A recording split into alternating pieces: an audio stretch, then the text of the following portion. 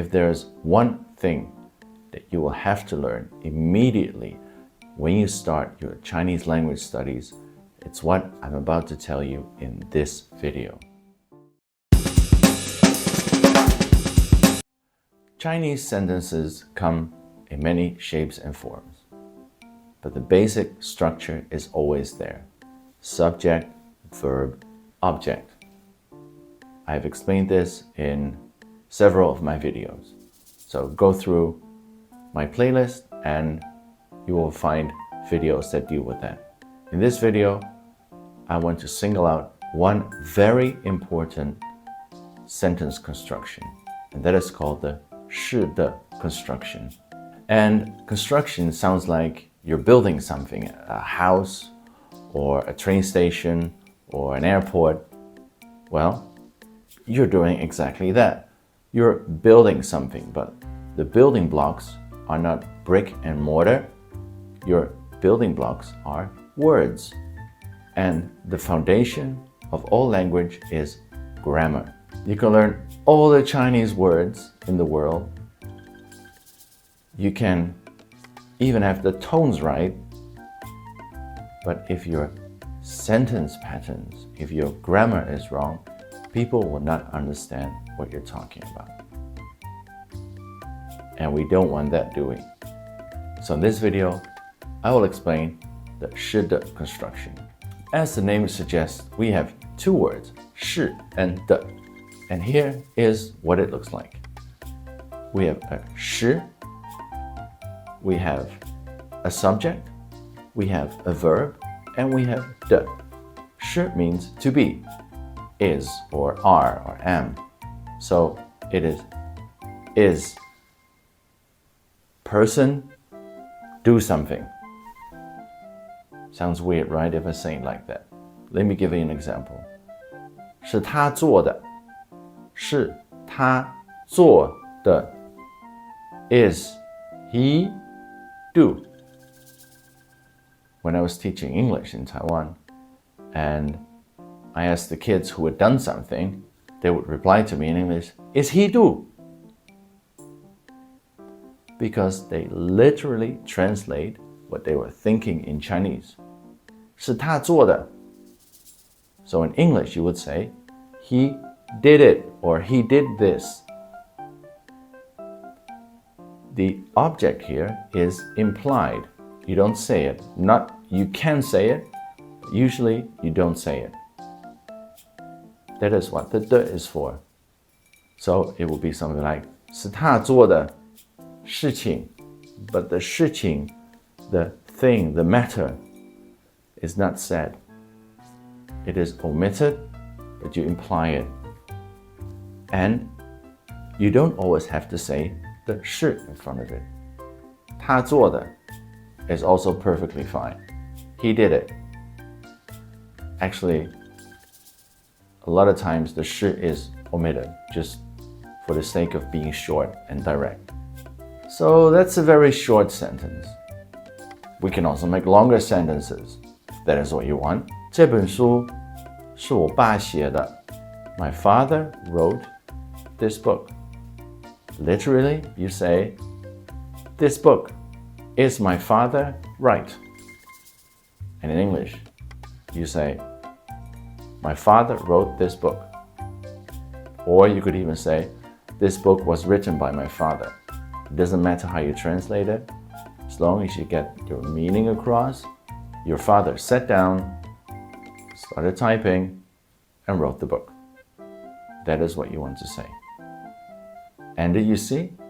There is an object this time, and it is in front of the sentence. Another one. Somebody shows you their photo album, and they say, 这张照片是我朋友拍的. This picture was taken by my friend. My friend took this picture. This 是的 construction that I've been showing you is very important. You could also say the last sentence that I gave you. 这张照片是我朋友拍的. You could also say 我朋友拍了这张照片. My friend took this picture. But if you want to place emphasis to single out, oh, this picture, that was taken by my friend, then you use the 是的 construction. The one I said in the beginning, when you ask, who did this? And the kid said, is he do? And of course in English, you say, he did this, 是他做的. How would you say that without 是的? You would have to come up with a sentence structure, like a sentence pattern, like 他做了你刚说的那件事情.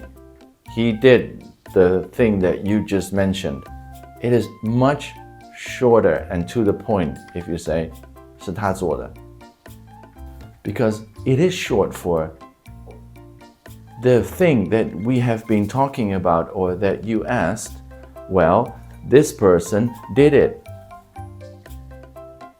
That is what the 是的 is short for. It's a very efficient way of communicating something without saying everything that is around the sentence. So a lot of the 是的 is implied in that sentence, not necessarily written out or said. And of course, you can also ask questions with 是的.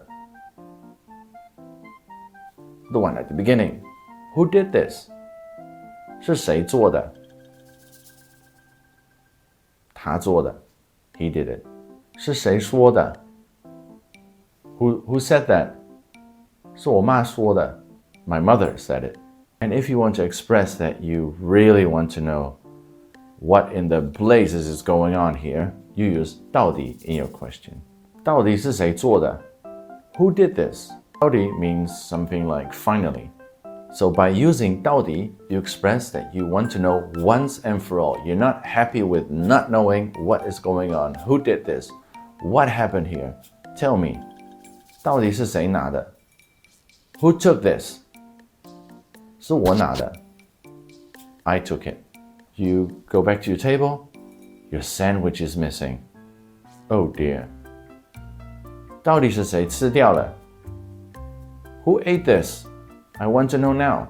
到底是谁吃掉了? 是狗狗吃掉了. The dog ate it. Hey, that is weird. 谁 means who. And we've been talking about people. Who did this? And I answer with the dog, which is not a person. You might treat him like a person, but it's an animal. That's because he's a member of your household, and if you walk to the table, a person could also have taken it. So you go with the obvious, who. Hey, but we can also use 什么 with 是的. Let's say you see somebody, he has a bite wound on his arm. You can ask, 是什么动物咬的? What animal bit? What animal bit you? 是什么动物咬你的? What animal bit you is also possible. You can add the 你 in the sentence as well. 你 will say, 是猫咬的. A cat or the cat bit me. We have 什么. Another question word is 哪里? Where? 这笔钱是哪里来的? Where did you get the money from? Where is the money from? 是我爸给的. My dad gave it to me or to them or whatever, but 是我爸给的. 是我爸给我的. My dad gave it to me. 这个沙发是哪里买的? Where did you buy this sofa? 在家具店买的. 家具店 is furniture store. So I bought it at the furniture store. And the last one, 怎么 how. 这道菜是怎么做的? How do you make this dish? How is the dish made? 是用煎的. It is fried. And I use 用 in front of 煎 because if I say 是煎的, it means this thing is fried. I talk about the property, about the state of the thing. Yeah, it's fried food. It's not cooked or baked, but it's fried. And 煎 is fry as in a frying pan, not deep fry. Deep fry is 炸，是用炸的。It is fried, deep fried. If I say 是炸的, it means this food is fried, not the way you prepare the food. If you want to talk about the way things are made, so 怎么 how, you use 用，是用煎的 it is fried. 是用炸的 it is deep fried. 是用烤的 it is baked or grilled. Thank you for making it all the way to the end of the video. That means you've learned something very valuable because the 是的 construction is everywhere and used every day in, I cannot say a percentage, but in a whole lot of sentences every day. So you have to learn how to listen, how to understand it, and also how to use it yourself. If you have any more questions about the 是的 construction or about anything else, just leave a comment and I will reply to you.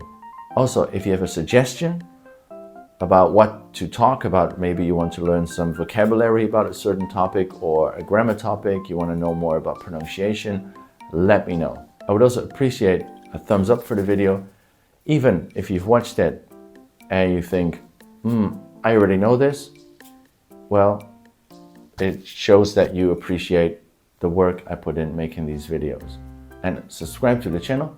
It helps me grow this channel so I can help more people learn Chinese and understand the beauty of Chinese language and Chinese culture. For now, practice the 是的 construction and 继续加油